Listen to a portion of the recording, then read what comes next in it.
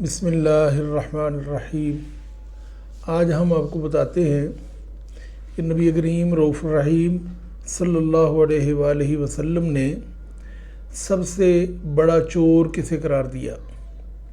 حضرت سیدنا ابو قتادہ رضی اللہ تعالی عنہ سے روایت ہے کہ سرکار مدینہ صلی اللہ علیہ وآلہ وسلم کا فرمان ہے، آپ نے فرمایا لوگوں میں بدترین چور وہ ہے جو اپنی نماز میں چوری کرے۔ عرض کی یا رسول اللہ صلی اللہ علیہ وسلم، نماز میں چوری کیسے ہوتی ہے؟ فرمایا اس طرح کہ رکوع اور سجدے پورے نہ کرے۔ جو شخص رکوع اور سجدہ پورا نہیں کرتا وہ نماز کا چور ہے، اور ایسے شخص کی نماز ہرگز قبول نہیں ہوتی۔ خاص طور پہ ہم نماز میں جو بہت بڑی غلطی کرتے ہیں وہ غلطی ہے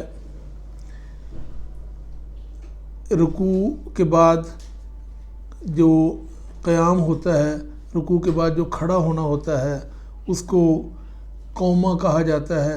قومے کی غلطی ہم کرتے ہیں کہ اس میں صحیح طریقے سے کھڑے نہیں ہوتے، اور دو سجدوں کے درمیان جو بیٹھنا ہوتا ہے اس کو جلسہ کہتے ہیں۔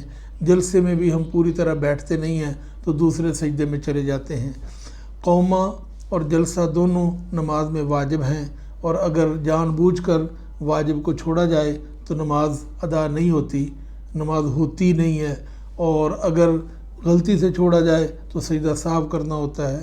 جب ہمیں یہ پتہ ہی نہیں ہے کہ قومہ اور جلسہ واجب ہے تو ہم اس کی طرف توجہ نہیں کرتے، نتیجہ ہم اسی طریقے سے نمازیں پڑھتے رہتے ہیں اور نماز کے چور بن جاتے ہیں۔ نبی کریم صلی اللہ علیہ وسلم نے بدترین چور قرار دیا ہے جو نماز صحیح طرح ادا نہیں کرتا۔ بلکہ ایک مرتبہ رسول اللہ صلی اللہ علیہ وآلہ وسلم مسجد نبوی شریف میں تشریف فرما تھے، تو ایک شخص حاضر ہوا، تو ادب کے لحاظ سے پہلے اس نے نوافل ادا کیے اور اس کے بعد سرکار کی بارگاہ میں حاضر ہو کر سلام عرض کیا۔ آپ نے سلام کا جواب دیا، فرمایا تو نے نماز نہیں پڑھی، دوبارہ جا کر نماز پڑھو۔ اس نے دوبارہ جا کر نماز پڑھی، پھر واپس آیا، سلام کیا، آپ نے جواب دیا، فرمایا تو نے نماز نہیں پڑھی، جا کر دوبارہ پڑھو۔ اس نے پھر پڑھی، پھر آیا، پھر سلام کیا، جواب ملا، اور فرمایا تم نے نماز نہیں پڑھی، جا کر دوبارہ پڑھو۔ 3 مرتبہ بھی ایسا ہوا، چوتھی مرتبہ بھی سرکار نے فرمایا تم نے نماز نہیں پڑھی، جا کر نماز پڑھو۔ تو اس نے کہا یا رسول اللہ میں تو ایسے ہی پڑھتا ہوں، میری رہنمائی فرما دیں کہ کس طرح نماز پڑھنی ہے۔ تو رسول معظم صلی اللہ علیہ وآلہ وسلم نے فرمایا ٹھہر ٹھہر کر نماز پڑھو۔ اب جس بندے کا نماز میں دل نہیں لگتا وہ جلدی جلدی نماز پڑھتا ہے اور اپنے اوپر سے فرض مٹانے کی کوشش کرتا ہے، حالانکہ جب وہ جلدی جلدی نماز پڑھتا ہے تو اس کا فرض مکمل نہیں ہوتا بلکہ فرض ادا ہی نہیں ہوتا، اور نتیجہ یہ نکلے گا کہ قیامت والے دن جب وہ پیش ہوگا یا قبر میں اس سے حساب کتاب ہوگا، وہ تو بتائے گا کہ میں ساری زندگی نمازیں پڑھتا رہا، لیکن وہ ساری زندگی اس نے کیا نمازیں پڑھنی تھی، اس کی کوئی نماز بھی قبول نہیں ہوئی۔ ایک صحابی کوفہ کی مسجد میں بیٹھے تھے، انہوں نے ایک بوڑھے آدمی کو نماز پڑھتے ہوئے دیکھا، تو نماز کے بعد اس کو بلایا اور اس سے پوچھا کہ تم کتنے عرصے سے اس طرح نماز پڑھ رہے ہو؟ اس نے بتایا کہ میں 40 سال سے اسی طرح نماز پڑھ رہا ہوں۔ تو وہ پیارے صحابی بولے تو نے آج تک ایک بھی نماز نہیں پڑھی، یعنی تمہاری 40 سال کی نمازیں ضائع ہو گئی کہ تم جلدی جلدی نماز میں خشوع و خضوع کے بغیر نماز پڑھتے ہو اور نماز کے ارکان کی صحیح ادائیگی نہیں کرتے۔ ایسی نمازیں بے شک آپ 40 سال پڑھتے رہیں یا 100 سال بھی پڑھتے رہیں تو ایسی نمازوں کا کوئی فائدہ نہیں ہے۔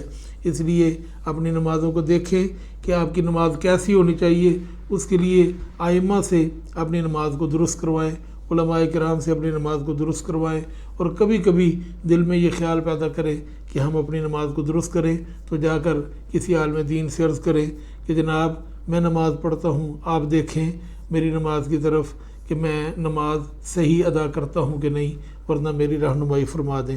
اور نبی کریم صلی اللہ علیہ وآلہ وسلم نے فرمایا نماز اس طرح پڑھنی ہے جس طرح مجھے پڑھتے ہوئے دیکھتے ہو، صلو کما رأیتمونی اصلی، جس طرح مجھے نماز پڑھتے ہوئے دیکھتے ہو اس طرح نماز پڑھو۔